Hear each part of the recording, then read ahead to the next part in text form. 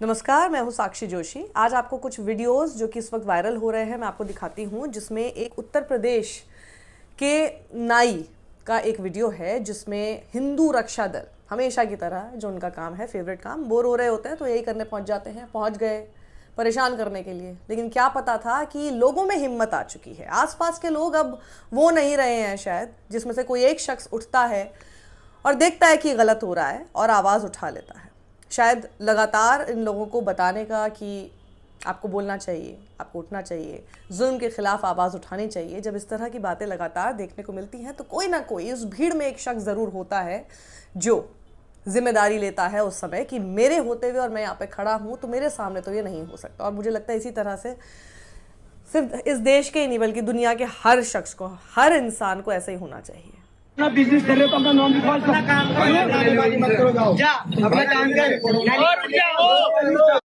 आप वहां पे खड़े हैं और आपकी नजर के सामने अगर कहीं पर किसी के ऊपर जुल्म हो रहा है और आपको पता है कि वो गलत है, आप चुप कैसे रह सकते हैं? और अगर आप चुप रह सकते हैं और अपनी लाइफ में आराम से आगे चल सकते हैं, so that's not the character that you would really want your kids to be raised with. अब आगे जरा एक और वीडियो मैं आपको दिखाती हूँ। ये देवरिया से गोरखपुर महोत्सव में आई हुई एक महिला हैं और ये कह रही हैं कि वोट मांगने आते हैं तो चाची चाची करते हैं, अब वीआईपी और आम आदमी में बांट दिया। वोट देवे के बाद चाची, बुआ, दीदी,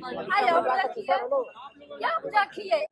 इन्होंने सोचा था कि गोरखपुर में वीआईपी ट्रीटमेंट मिलेगा, लेकिन इनको पहले सीट पर बैठाया गया, उसके बाद पुलिस ने उठाकर भगा दिया।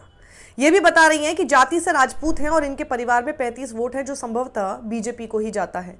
अब बड़े गुस्से में हैं, आप भी इनके गुस्से का मनोरंजन लीजिए। आपके लिए वीडियो बना रहा हूँ, आपका वीडियो सपोर्ट कर रहा बनाइए चाहे मीडिया बनाइए, हम हुई राजपूत है, डर नहीं है।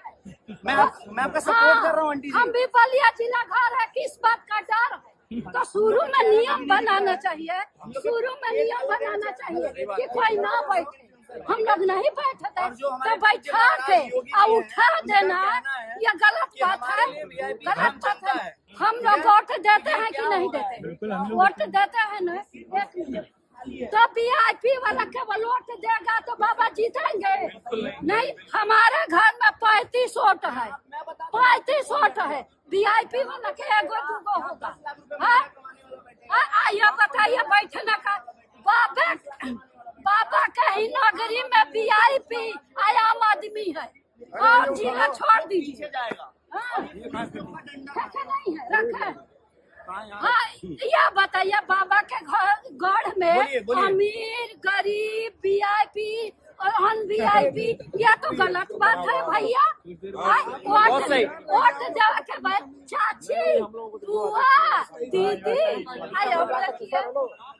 देखिए इतना देर में बाबा के जाते, मैथिली ठाकुर के जाते वीआईपी हो गए कि हाँ वीआईपी है, वीआईपी है।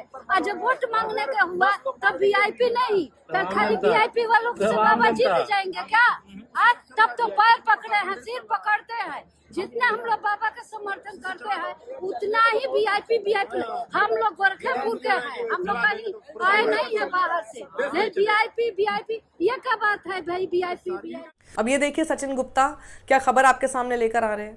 देखिए अब इसी कड़ी में ये देखनी जरूरी है क्या बोलते हुए बीजेपी का विधायक, कानपुर में बीजेपी का विधायक है राहुल सोनकर, थाने में ये सब शब्द बोलते हुए नजर आ रहे हैं। और पुलिस की हालत देख लीजिए जरा। वो कहते हैं अगर 48 घंटे के अंदर भरपूर कार्रवाई नहीं होती है तो इस बिल्हौर के अंदर जितनी मस्जिदें हैं उनके दरवाजों पर अगर सूअर की बोटियां ना मिले तो मेरा नाम ... इनका नाम है राहुल सोनकर। तो खबर यह है कि आज मंदिर के पास खेत में बड़ी संख्या में गोवंश के अवशेष मिले हैं। हिंदू संगठनों का हंगामा, इंस्पेक्टर सहित 4 सस्पेंड हो गए, 2 आरोपी नादिर और कादिर गिरफ्तार हैं। तो वो जो पुलिस वहां पे शांति से खड़ी है वो कार्रवाई कर चुकी है, जिनके ऊपर आरोप है उन्हें गिरफ्तार कर चुकी है।